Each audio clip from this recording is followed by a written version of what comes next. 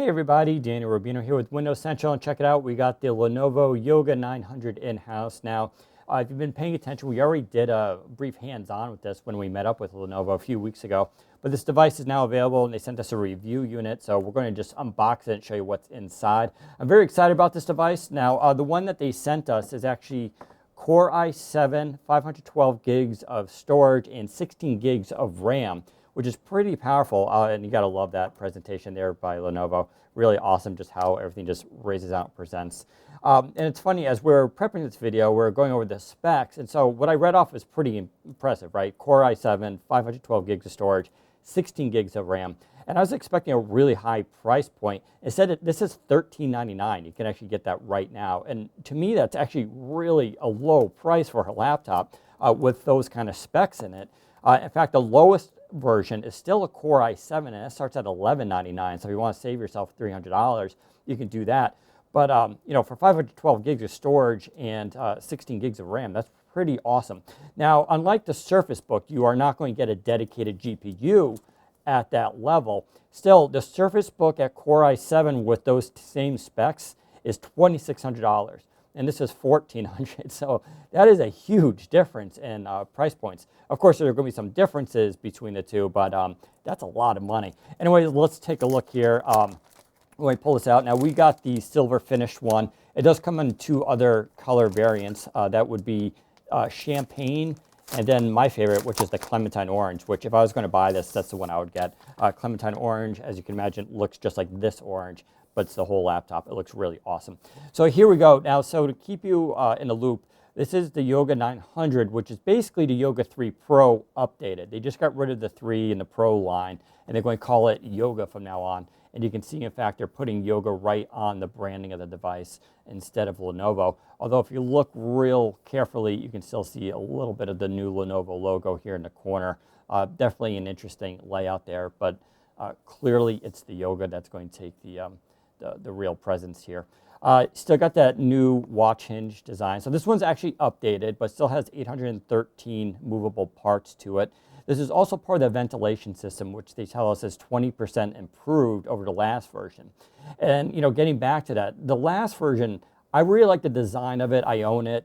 But the big problem with that one, of course, it was a Core M processor. And so performance was never very good.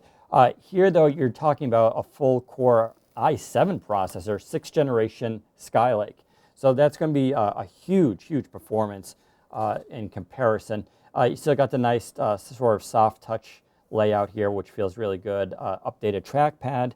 And looking here at the keyboard, this is going to be sort of the big thing here. They added back the 6th row of function keys for people. So in the orange, you have your F12 and F3 and all those buttons, but you also have your main functions for volume up, volume down, muting, airplane mode, backlights, and the display brightness. So definitely cool. You know, previously they're going for a very minimalist design, which is why they got rid of that. Obviously, a lot of people complained, so they brought it back. That should make a lot of people happy. As far as I can tell, basically this laptop, this version now fixes everything that was wrong with the Yoga 3 Pro, and in fact merges a lot of what was good with the Yoga Pro 2, and that's pretty exciting. The device itself is 2.86 pounds, I believe, which is 1.29 kilograms for you guys over there in Europe. It's still very thin. You're talking about 14.9 millimeters, which is definitely a very slim looking device. It's slightly heavier than the previous version, but that's also because they put a 50% larger battery in it.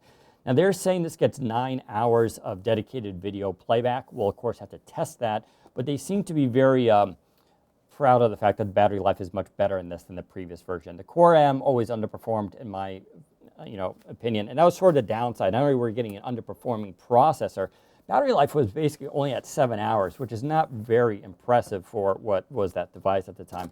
Let's go further into here. We're going to get the neat charger here. I like Lenovo's chargers. They've been getting a little bit more fancy. As you can see, if I can pull this off here. There we go. So you got the wall jack itself folds up in there, which is really nice. And then that's the main plug. So this uses a USB 2.0/AC plug. It's their own kind of proprietary thing. It's kind of interesting. And it works well, but you don't want to lose the wire, which, speaking of, here is the wire. and this is sort of what I was talking about. So straight up USB connector there, and then this is what connects into the laptop, and you can see it has this little sort of ridge on the edge here, and that's what makes the actual AC connection. It's, like I said, it's cool, but if you ever lose this cable, and the only reason I bring up losing this cable, because it looks like every USB 2.0 cable out there, I've misplaced mine a few times, and you can't really just plug this into the wall. So even though this is like a USB connector, you still need a powerful enough wall unit to actually charge the device. And of course, we got the manual and everything, so nothing too big there. And that's it for the actual box itself, which, like I said, is pretty awesome looking. So what we're going to do now is I'm going to turn this on, boot it up, and we'll come back and take a look at the OS and what settings they put on here and give that a quick spin. All right, before I turn the device on, I just want to show you again that connector. So kind of an odd one here, but it just goes into the side, and that is the connector itself. So no magnet port or anything, but basically almost like a standard USB. Overall nice though. What's kind of cool about that wall wart too is it goes really nicely with if you have a large octopus for putting AC stuff in there. It's nice and slim and fits in there.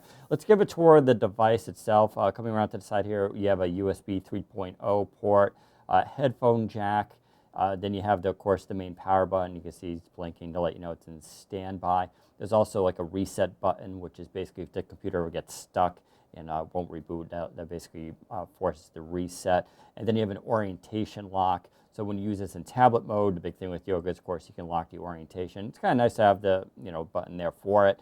I'm not a big fan of power buttons on the side. I think they're kind of hard to reach, but your mileage may vary. Personal opinion there. Coming around to this side, there's that USB 2.0/AC jack, another USB 3.0 port, USB Type-C. So for those of you guys who are worried about future-proofing your devices, Lenovo has answered that by giving you a Type-C. And it does actually have video out capabilities as well, so it's the higher-end Type-C, which is really good. And of course, you have a full SD card slot there for that kind of thing. But as far as a business laptop goes, you can tell it doesn't have too much in the way of ports. And no HDMI out, but you do have the USB Type-C with video out, so you have to use that instead. Not a huge deal. Coming around to the bottom, very clean looking device. You just have this Lenovo sticker, which of course you can peel off if you wanted to, the Windows logo, and you got these rubber feet here at the bottom, along with the speakers, which are pretty decent. I'll have to play with them. It does have Dolby support in there, so it gives you a little bit higher quality audio. Let's open the device.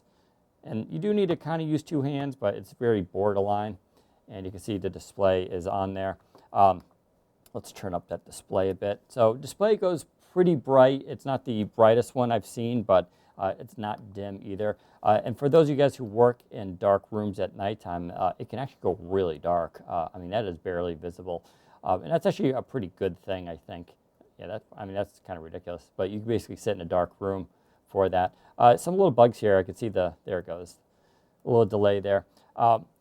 The keyboard is backlit, and we'll show you that in a few seconds here with the light off, but it's a very dim backlit, or rather, it doesn't light up through the back of the keys, just around them. It's very much like an accent, I would describe it as. Pretty good, though. Display is a 3200 by 1800. That's a QHD+.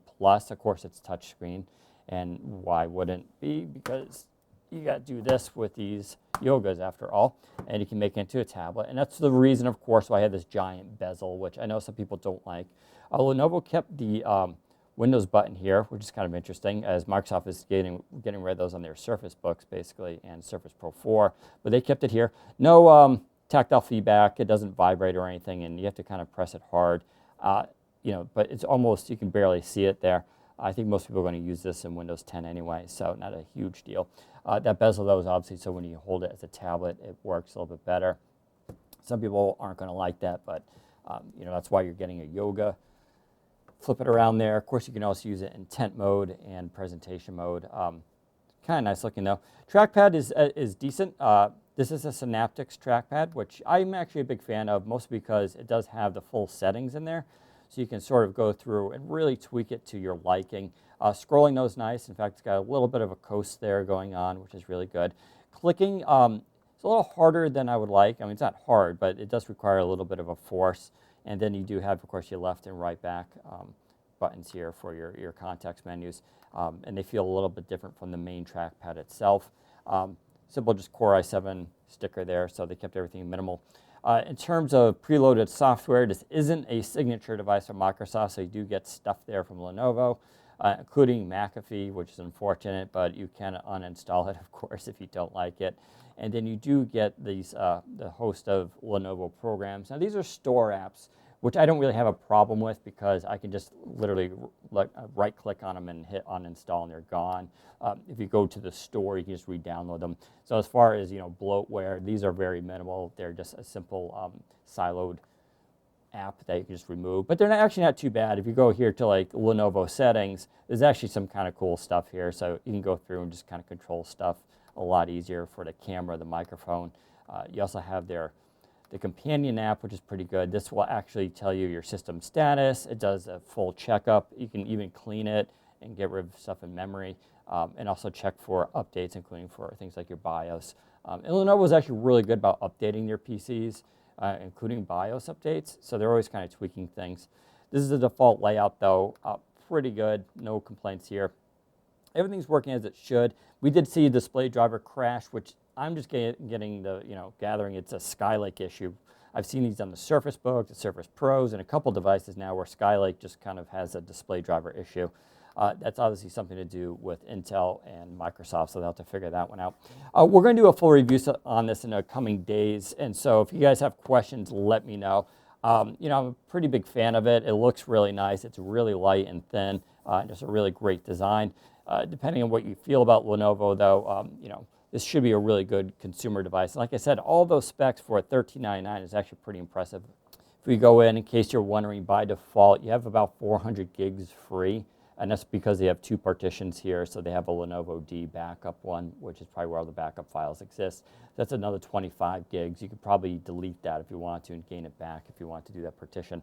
Head to Windows Central for more information. Leave us a question if you have one. We'll try to do a review. And of course, we'll definitely compare it to the Surface Book, which I'm sure many of you guys will like. But I can tell you right now, that's a $1,200 difference between the two for comparable specs. So that's a big difference. But there you go. Thanks for watching. Take care, everybody.